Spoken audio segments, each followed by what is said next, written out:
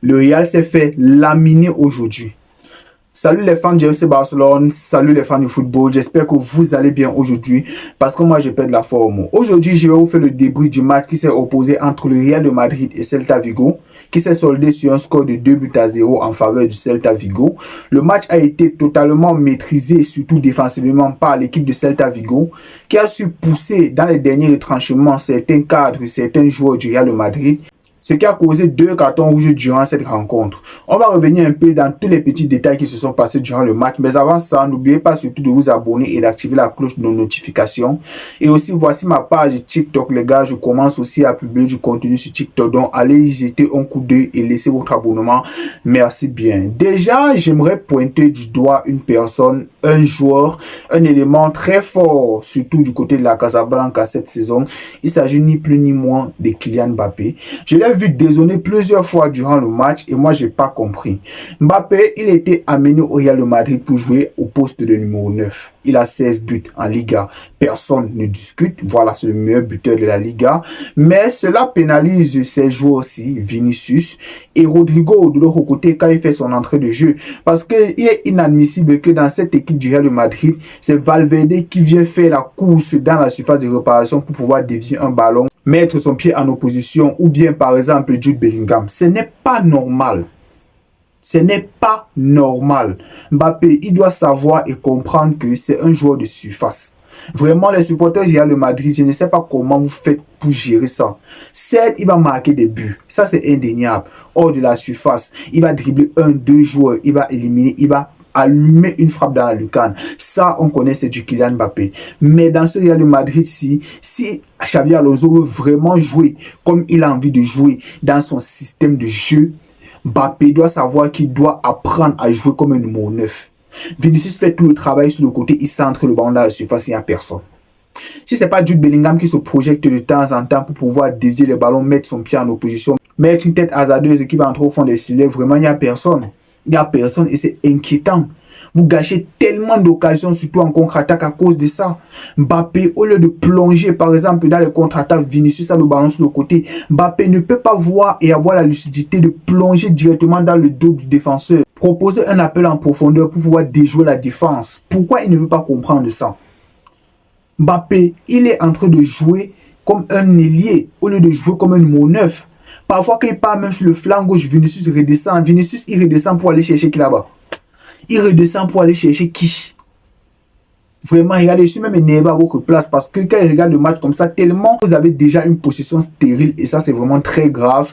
Vous faites des passes à 10, Arda Güler envoie à Militao, Militao envoie à Rudiger, Rudiger envoie à Asensio, et ainsi de suite, ainsi de suite. Il n'y a pas de vitesse d'exécution, il n'y a pas de vitesse, il n'y a pas de prise de décision rapide.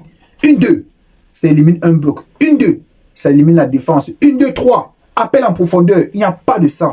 Quand tu vois un match du Barça, tu vois un match du Real de Madrid, même quand le Barça est nul, là tu vois quand même les phases de possession, tu vois quand même les systèmes de jeu, les 1-2, appel en profondeur, centre.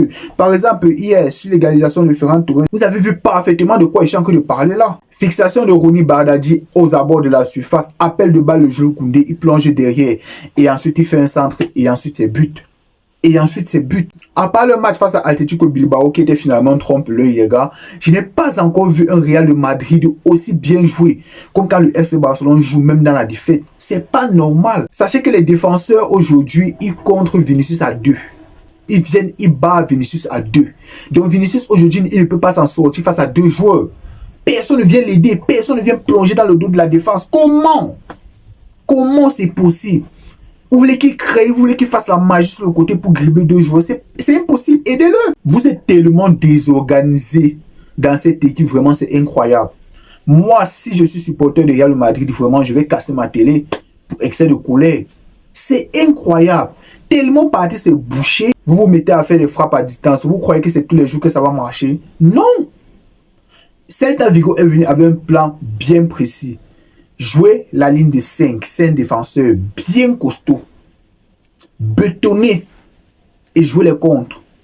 Aujourd'hui, il y a plusieurs joueurs qui sont sortis de leur match. Franck Garcia, il a pris 2 cartons jaunes, carton rouge direct. Carreras qui s'emporte en fin de match, il prend carton rouge direct. Regardez le but qu'on vous marque, regardez le deuxième but qu'on vous marque. On dirait les buts qu'on marquait dans les PlayStation là, vous voyez un peu à FIFA, ça sont les buts qu'on marque à FIFA. Tu as fini, tu es devant le gardien, tu feintes le gardien, il part à gauche, toi tu pars à droite, et ensuite tu rentres au goal avec le ballon. Ça, c'est clairement des buts qu'on marque que dans les manettes, dans la PlayStation.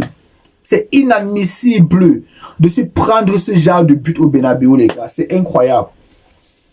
J'ai même envie de vous vanner, mais tellement c'est drôle, je ne sais même pas quoi dire. C'est incroyable. Regardez comment on vous joue au football, mon frère. Regardez comment on vous joue au football. Vraiment, tout est à remettre en question.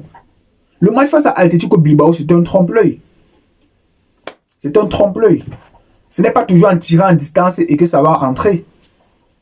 Il y a des matchs, ça ne va pas entrer. Il y a des matchs où on n'a pas de penalty. Comme aujourd'hui, à l'occurrence. Il y a des matchs où la bière ne va pas être de ton côté. Ça aussi, ça compte. Et j'espère seulement demain que votre président ne va pas sortir une affaire Neguira ou un truc du genre. Parce que vous, on connaît déjà trop. Et Real de Madrid TV. Voilà, j'espère qu'ils ne vont pas ouvrir le bec. Parce qu'aujourd'hui, vous n'avez pas bien joué. Vous avez eu une possession stérile. Les élites ne sont pas aidés. Il n'y a pas de circuit de passe. Il n'y a pas de construction de jeu. Vous n'arrivez pas à déstabiliser un bloc bas. Qu'est-ce que vous voulez faire? Qu'est-ce que vous voulez engendrer? Où est-ce que vous voulez aller avec ce genre d'équipe?